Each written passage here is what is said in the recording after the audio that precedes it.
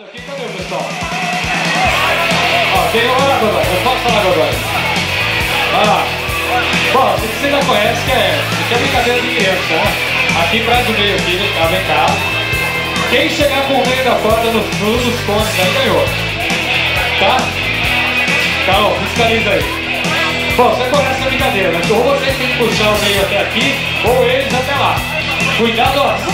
Agora é sério, ó, presta atenção. Não solta, senão dá um tombo, machuca, tá ok?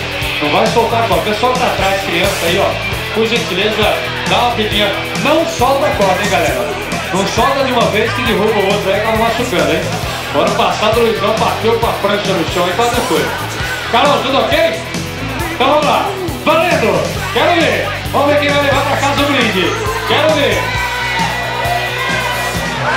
Vamos lá! Rapidinho! Eita, pau! Ninguém quer perder! Não chuta o cone! Arruma o cone lá, Carol! Arruma o cone! Arruma o cone!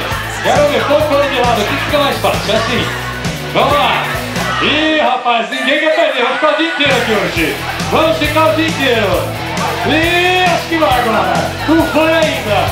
Não foi! Tá difícil! O cara tá se matando, tá amarelo!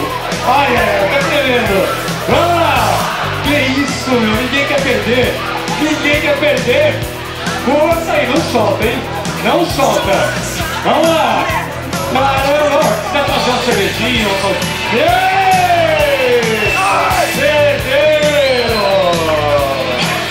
Que isso! De onde é, galera? Aqui de onde?